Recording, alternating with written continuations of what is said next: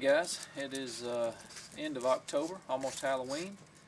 Trapping season is right around the corner, so I'm going to get my traps out today and start dyeing and waxing my traps.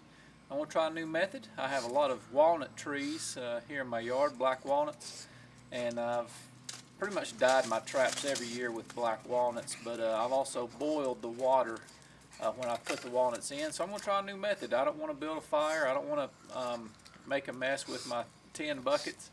So what I'm going to do is I'm going to go into the yard, pick up a bunch of black walnuts. I'm going to put them in a burlap sack here just to keep the debris from getting in the traps when I put them in to dye.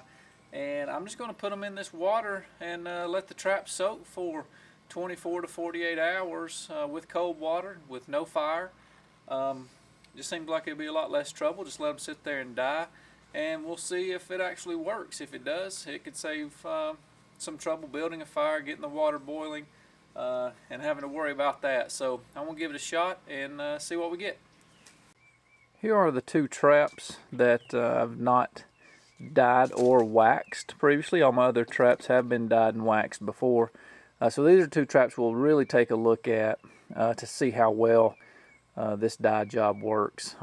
They have been sitting outside for a little while. You can see some rust, but not a whole lot.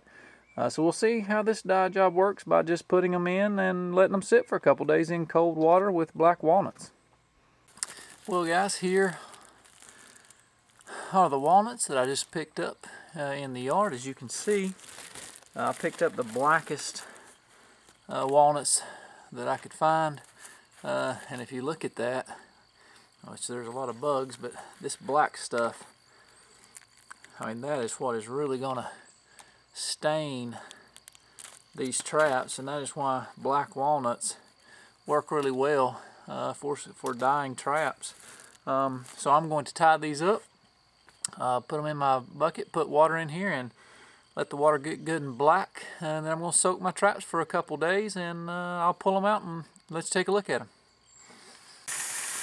What I'm doing is I'm running the water through the walnuts first, just to let the black juices run out, and as you can see, that is just pure black water pouring out there. So I'm going to get this bucket filled up, and I'll take my traps, dip them down in there to leave them.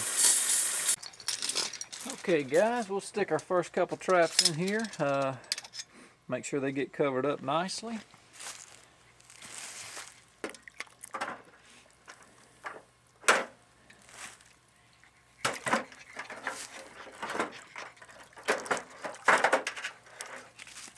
And looks like I need to add a little bit more water to it. Then I'll add the rest of my traps in as well. And as you can see, that is black water. So hopefully in a couple days, these traps will be nice and stained. And we'll come back when we pull them out.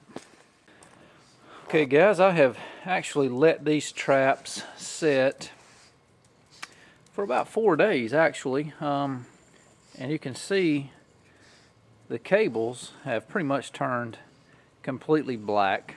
The traps themselves, I didn't have a lot of rust on them.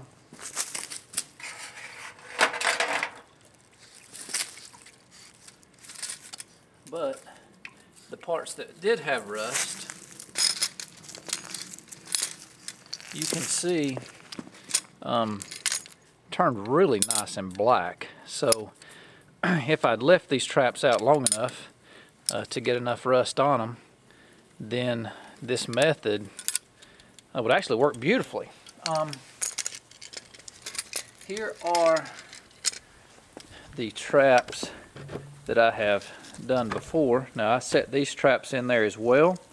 You can see they turned out great, but of course they have been dyed before.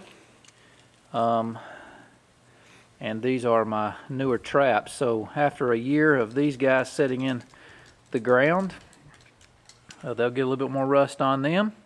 And next year when I do this process again, they should pretty much look just like these. These of course are Duke traps. That one is a Victor, but the rest are Duke number 2s, and I've only had them for a couple years, so they look great. And these are the Minnesota brand 550s that are one of the better traps. So really excited about using them this year. But there you go, just for a review. Throw some black walnuts in some water, let the water soak up, and put your traps in for about 3 days and pull them back out. No fire, no mess, and you've got some dyed traps. And now I'll just have to get them good and waxed. We're out.